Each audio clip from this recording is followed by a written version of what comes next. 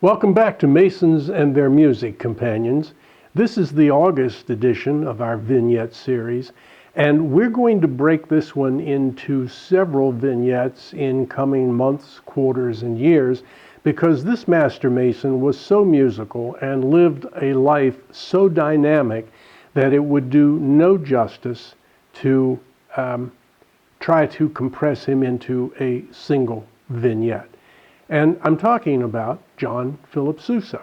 His father, John Antonio Sousa, and his mother, Maria Klinkhaus.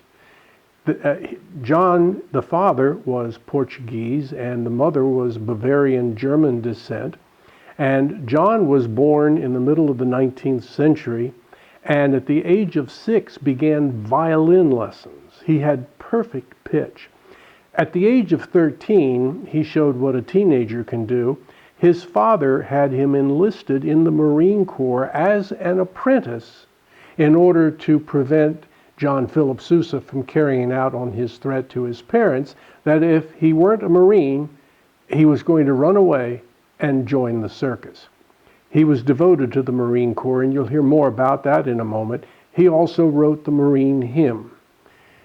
JohnPhilipSousa also created and helped to develop the sousaphone.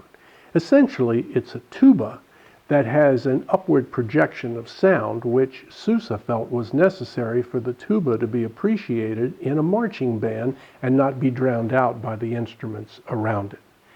He is also a very prolific and involved Mason, and here to tell you more about that is our own most excellent Don McAndrews, our past Grand High Priest, to fill you in on some Masonic notes about JohnPhilipSousa.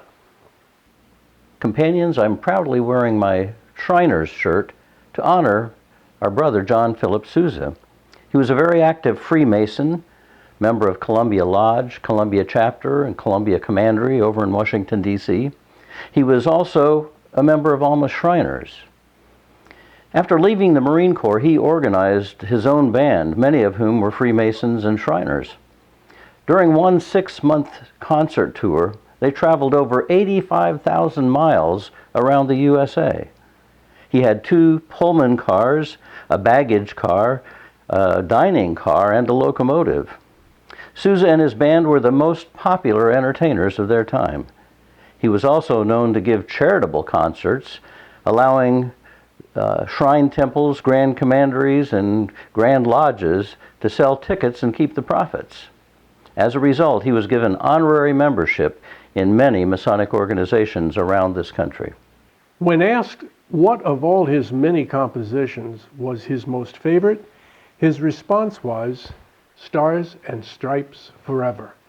And there's no way I can do this for you, companions, on the piano, but this little device we've talked about before being so useful for you in your chapter work is going to present that music from JohnPhilipSousa.